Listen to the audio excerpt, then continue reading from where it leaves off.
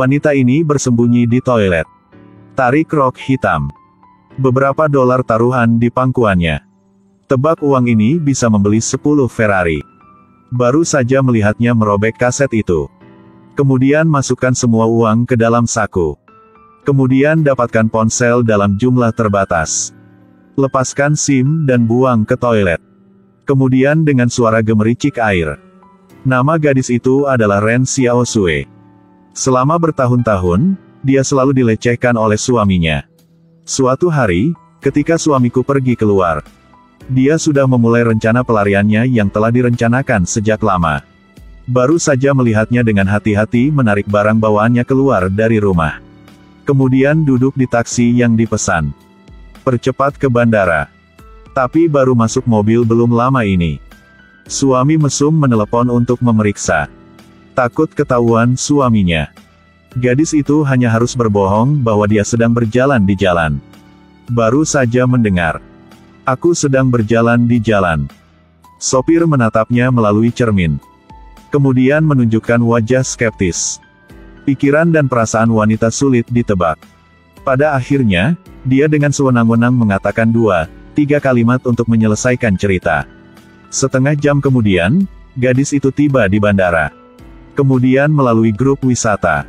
Berhasil mendapatkan paspor dan tiket pesawat ke luar negeri.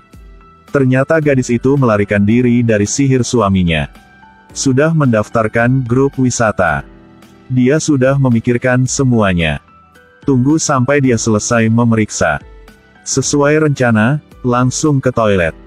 Kemudian datanglah adegan pertama dari film tersebut. Pesawat secara bertahap naik ke udara. Gadis itu dengan lancar meninggalkan tempat yang tidak bermoral ini.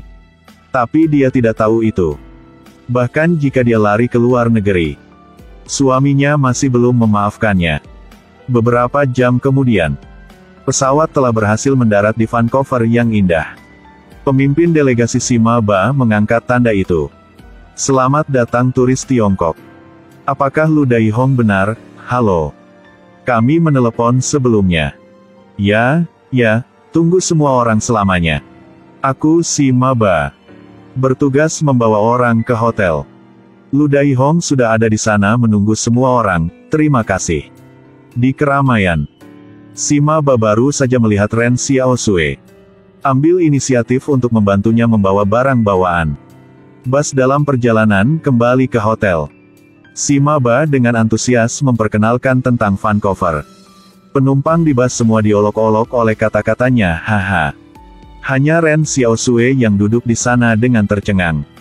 Kemudian Simaba menjelaskan kepada semua orang. Dia hanya sementara menggantikan Lu Daihong untuk menghibur semua orang. Semua rencana perjalanan akan diurus oleh Lu Daihong. Setelah semua orang pergi ke hotel, pemandu wisata Simaba mengumpulkan semua orang untuk mendapatkan paspor. Ren Xiaosui melihat ini dan ingin melarikan diri dan dihentikan. Oke, terima kasih. Hei Ren Xiaosui. Ren Xiaosui berbohong bahwa paspornya ada di kopernya. Ini sebenarnya rencana pelarian yang dia siapkan. Baru saja kembali ke kamarku. Ren Xiaosui segera mempelajari peta Vancouver. Sekarang saudara laki-laki Simaba, Lu Daihong. Itu juga pemandu wisata yang benar-benar mengemudi ke. Kenapa baru sekarang? Aku tidak datang, kamu terus makan dan minum bersama, alangkah baiknya.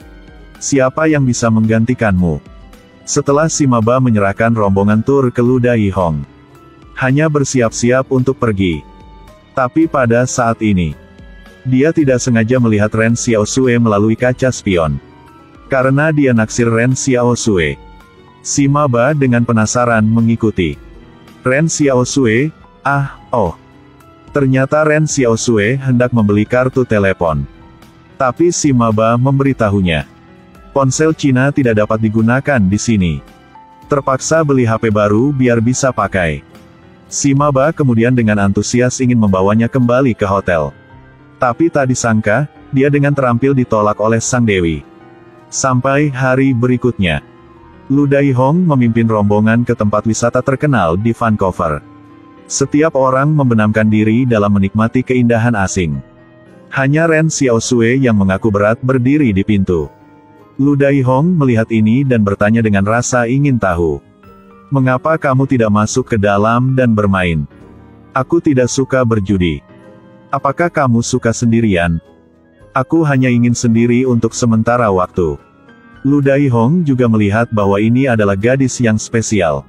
Maka jangan bertanya lagi. Hanya berbalik dan pergi. Tapi dia tidak mengharapkan itu bahkan dalam mimpinya. Gadis ini memberiku banyak masalah. Gadis yang melarikan diri dari suaminya yang kejam. Bergabunglah dengan grup wisata yang melarikan diri ke luar negeri. Tapi baru masuk hari kedua di Vancouver. Gadis itu telah menghilang tanpa jejak. Setelah grup wisata menyelesaikan hari yang menyenangkan, Lu Daihong menghitung pasukan untuk kembali ke hotel. Tapi saat dia membaca nama Ren Xiaosui, belum melihat jejaknya. Ren Xiaosui. Ren Xiaosui, ya. Pada awalnya, dipikir dia lupa waktu untuk kembali. Tapi setelah beberapa saat, dia tidak terlihat. Lu Daihong tidak punya pilihan selain memberitahu saudara-saudara si maba. Pimpin rombongan ke hotel dulu. Dan dia akan berkendara untuk menemukan Ren Xiaosui. Sebagai orang yang bertanggung jawab memimpin grup. Jika turis tersesat, dia juga kesulitan berbicara dengan perusahaan. Ketika si maba kembali ke hotel, dia baru menyadari itu tidak sesederhana itu. Ren Xiaosui juga tidak ada di hotel sekarang.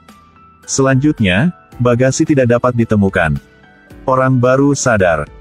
Ren Xiaosui telah melarikan diri. Kalian berdua mencari dari pagi sampai malam. Balik untuk menemukan paspor semua pengunjung sekaligus. Hanya tidak bisa melihat paspor Ren Xiaosui. Apakah kamu akhirnya mendapatkannya? Apa maksudmu, ya? Apakah kamu telah mabuk oleh wanita kecil itu? Higgs, jika dia ingin lari, bisakah kamu menghentikannya jika kamu mengambil paspornya? Tidak peduli bagaimana mereka berdua berdebat. Tidak dapat mengubah fakta bahwa Ren Xiaosui hilang. Kemudian bos perusahaan juga mendengar berita itu datang. Kritiklah Lu Daihong sekali. Memaksanya untuk menemukan Ren Xiaosui. Jika dia tidak dapat menemukannya, setiap kerugian perusahaan di masa depan akan ditanggung olehnya. Lu Daihong bertanggung jawab untuk memimpin grup. Menjatuhkan turis. Dia juga memiliki tanggung jawab yang besar. Keesokan harinya, dia berkendara untuk terus mencari keberadaan Ren Xiaosui. Dia benar-benar tidak berpikir begitu. Orang biasa pergi ke luar negeri untuk bepergian. Mengapa dia tiba-tiba ingin melarikan diri?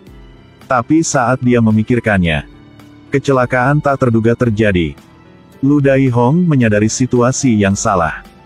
Jadi cepatlah turun mobil untuk memeriksa. Baru saja melihat gadis itu ditikam ke tanah. Tangan menekan kaki, berteriak kesakitan. Lu Daihong merasa serius. Bawa dia langsung ke mobil.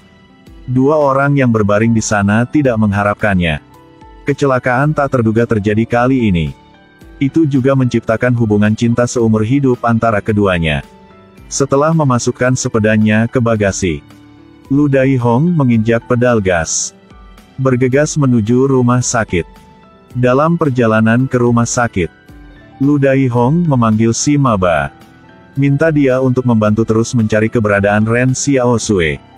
Gadis di belakang mobil mendengar bahwa dia orang Cina. Jadi dia membuka mulut untuk bertanya. Mereka semua orang Beijing, kamu tidak boleh tabrakku. Apa maksudmu ketika bilang aku tabrakmu? Jelas kamu tabrak padaku. Dua orang mulai berdebat, tidak ada yang menurut.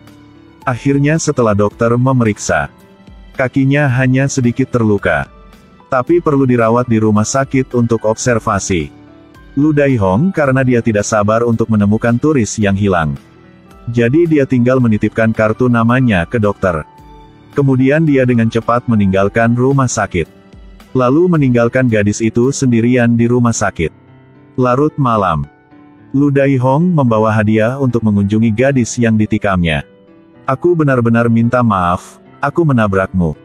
Aku secara resmi meminta maaf kepadamu. Sudah kamu tabrakku, apa gunanya meminta maaf? Gadis bernama Yang Ji. Sebagai siswa internasional, Pemuda tampan kaya yang berdiri di sampingnya adalah Langi. Mengaku sebagai pengikut Yang Ji. Tapi tidak peduli bagaimana Langi menyanjungnya. Yang Ji tidak memberinya kesempatan dari awal hingga akhir. Kaki Yang Ji ditusuk dan patah. Setidaknya 1 bulan hidup dengan swasembada. Karena untuk memenuhi kewajiban. Akhirnya 3 orang berdiskusi. Memutuskan untuk merawat Yang Ji setiap hari, Lu Dai Hong. Penting untuk memberinya makan 3 kali sehari. Besok, Lu Dai Hong kabur karena sibuk mencari pelanggan. Oleh karena itu, kami hanya bisa meminta saudara-saudara si maba untuk membawakan beras untuk Yang Ji. Si maba baru masuk rumah. Menggunakan keterampilan untuk menghibur seorang gadis. Buat Yang Ji tertawa hahaha. Tidak malu menjadi orang yang berpengalaman. Dan Lu Dai Hong ada di sini. Pemimpin perusahaan memberinya pesan terakhir. Jika Ren Xiaosui tidak dapat ditemukan, tidak hanya dia dipecat oleh perusahaan. Perusahaan harus mengkompensasi semua kerugian. Tetapi jika dia ingin menemukan seseorang yang dengan sengaja menyembunyikan di Vancouver yang luas ini, bisa dibilang seperti mencari jarum di tumpukan jerami. Lu Dai Hong untuk mencari Ren Xiaosui. Bahkan berlari ke semua hotel di Vancouver. Tapi tetap tidak ada kabar sama sekali. Tapi dia masih tidak tahu. Ren Xiaosui tidak ada di hotel sama sekali. Tapi mencari apartemen untuk ditinggali.